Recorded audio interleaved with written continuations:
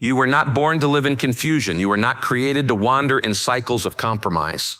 You were designed with a divine identity, a destiny so explosive that hell itself has tried to steal your history. But let me take you back, not just to you, but to something deep and ancient. Let me take you to the dusty pages of Genesis, to a name many skip over, Moab. You've heard it, maybe you haven't. But the moment you understand what God revealed through the Moabites, something in your spirit is going to ignite. Moab was born from a dark place, literally, a cave. An act that was never meant to happen. 2 daughters, lost and afraid, committed something unspeakable with their father Lot. And from that night, a child named Moab came into the world. You might think, why would God allow such a thing? But this is where you need to open your eyes. God never wastes a detail. Even the ugliest parts of the story, even the shameful beginnings, he uses them to display his unmatched glory. Moab wasn't just a person. He became a people, a nation. A tribe marked by struggle, pride, rebellion, and at times betrayal.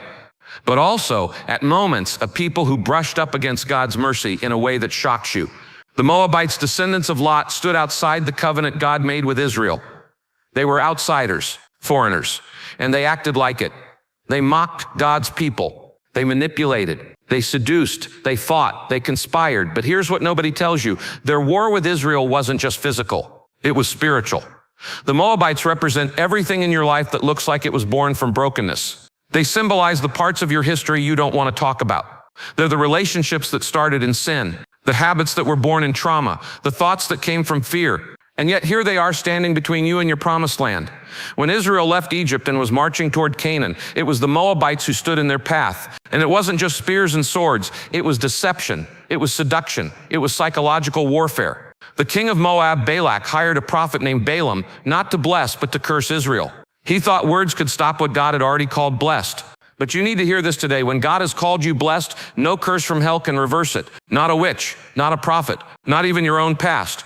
Balaam stood up to curse them, and God hijacked his mouth. Instead of cursing Israel, he spoke blessings. And Balak was furious. You should know the enemy is always furious when he can't stop you. When every trap he sets backfires, when what he sent to destroy you ends up pushing you closer to your purpose. That's the power of God's hand on your life. But the Moabites weren't finished. They sent in their women to seduce the men of Israel, and it worked. Israel, a chosen people, fell into sin. They worshiped Baal. They compromised, and judgment came fast. 24,000 died in a plague. But even in judgment, God was not done, because God doesn't give up on his people. He disciplines, but he doesn't discard. You think your compromise means you're canceled? No way. God's discipline is not rejection. It's a reset. He's not pushing you away. He's pulling you back. He wants to cut off everything that looks like Moab in your life, everything that lures you into spiritual laziness, into moral compromise, into half-hearted obedience. He wants it out because he loves you too much to leave you halfway free. You fast forward into the time of the judges, and Moab is still a thorn in Israel's side.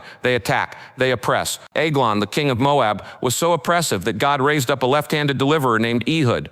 Don't miss this. God used a man with what others saw as a weakness, his left hand, to bring down a fat king sitting on a throne of corruption. What the world calls a flaw, God calls a weapon. And you've been disqualifying yourself for far too long because of your background, your family, your shame, your left-handedness, whatever that looks like for you. But God uses left-handed deliverers. God uses misfits. God uses people who come out of caves and don't have the cleanest stories.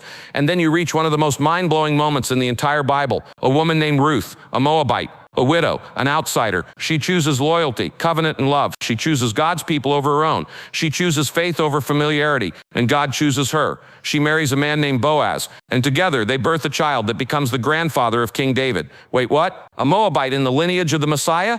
Are you serious? God took someone from the nation that cursed his people and he put her in the bloodline of Jesus. That's what grace does. That's what redemption looks like. You don't get to choose how your story started, but God gives you power over how it ends. Ruth's story is proof that God doesn't just forgive sinners. He rewrites legacies. He redeems broken family trees. He inserts destiny into the bloodline of defeat. But this only happens when you do what Ruth did. You've got to leave Moab. You've got to walk away from what's familiar but toxic. You've got to break away from the patterns, the voices, the cycles that say you're not worthy, you're not chosen, you're too broken. That's Moab talking. And Moab doesn't get the last word. God does. Today, you've got to make a decision. Will you live like the Moabites, fighting God's will, standing in resistance, hiding behind history? Or will you live like Ruth, stepping out in faith, embracing the unknown, walking into covenant even when you feel like an outsider? God doesn't wait for perfection to move in your life. He's not looking for the polished. He's looking for the willing. Ruth wasn't perfect, but she was faithful. She was loyal. She was brave. And God used her to carry forward the lineage of the Savior of the world. Your story might have started in a cave, but it doesn't end there. Maybe you were born in dysfunction, raised in compromise, surrounded by spiritual confusion. But you've got a choice now. You can fight the move of God like the Moabites, or you can surrender to it like Ruth. You can stay in rebellion, or you can walk into redemption. The Moabites show us what happens when pride and fear lead the way. But Ruth shows us what happens when humility and faith take over. She was the exception. You can be the exception too. You can be the one in your family that changes everything. The one who breaks the curse. The one who walks out of Moab and walks into the kingdom. The one who chooses obedience over opinion. The one who rewrites history for everyone that comes after you. God is not finished with you. He's not intimidated by your past. He's not confused by your pain. He is ready to do something through your life that will shock generations. But you've got to leave Moab behind. You've got to silence the voices of compromise. You've got to declare war on every lie that says you're not enough, because you are not just enough. You are chosen. You are called. You are anointed for such a time as this. You may have been born out of chaos, raised in confusion, battled addiction, lived in fear, but none of that can stop what God is doing now. The war is over. Moab doesn't win. Grace wins. God wins. And when you surrender, you win too. So today, don't just hear the story. Live it. Make the move. Step into freedom. Step into destiny. Let the past be the past,